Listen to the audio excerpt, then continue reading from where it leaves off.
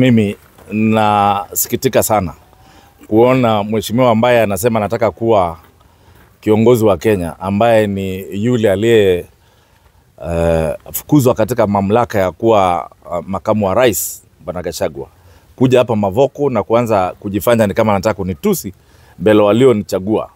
Nataka niseme kwa sasa, hiyo ilikuwa ni aibu kubwa sana.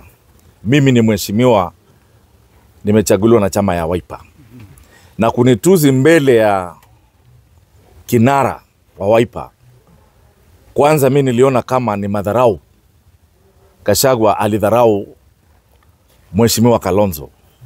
Uweze kuja kwa boma ya mtu alafu anze kumwambia huyu kijana yako ako hivi na vile kwa njia mbaya. Kwa hivyo hata kuniongelea mbaya mbele ya kinara ya Wiper ambaye ni kiongozi wangu, hiyo ilionyesha kwamba yeye hata haheshimu hiyo chama, haheshimu huyo kinara, na hata haheshimu mbunge. Kuwa heti Gachagua amenishikia ama amenikasirikia juu mimi nilipiga kura ya aende nyumbani. Yeye mwenyewe anaelewa ni kwa nini nilifanya hivyo, na anajua kutokana na ule ubomoaji ulikuwa Mavoko. Nilipoenda kwake anajua vile aliniambia, na mimi nataka nimwambie hata kesho kura hizo zikipigwa tena, hata kama kodi itamrudisha, bado mimi ndapiga aende nyumbani, kwa sababu aliniongelesha vibaya na wakati ule nilikuwa nimeumia. Na hawa watu wanakuja kuambia mimi ni mbaya, mimi ndio huyo alikuwa anawatetea.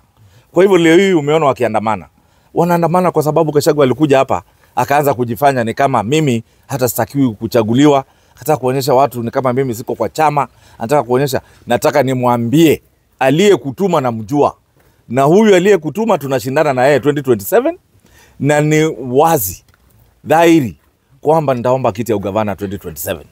Aliyekuwa amekubeba kwa gari na kukupatia pesa ukuje kunaribia jina hapa, nataka nikwambie wachana na siasa ya Machakos peke yake. Sisi wakaji wa Machakos ndio watajua ni nani watachukua kama gavana wa Machakos.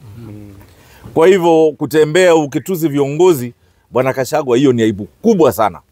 Na wewe umeonyesha kwamba wewe unaweza kuwa dikteta, kiongozi wa kimabafu wewe, kwa sababu unaenda kila mahali ukituzi kila mtu, ukifungua mdomo yako yote yale unaongea ni mambo mabaya. Kwa sababu mimi nikiona mtu kama huyo, hata mimi nashangaa wale mnatembea na Gachagua. Nyinyi mumeangalia mtu, mimi ukiniuliza mimi naona Gachagua ni kama ni mwenda wazimu.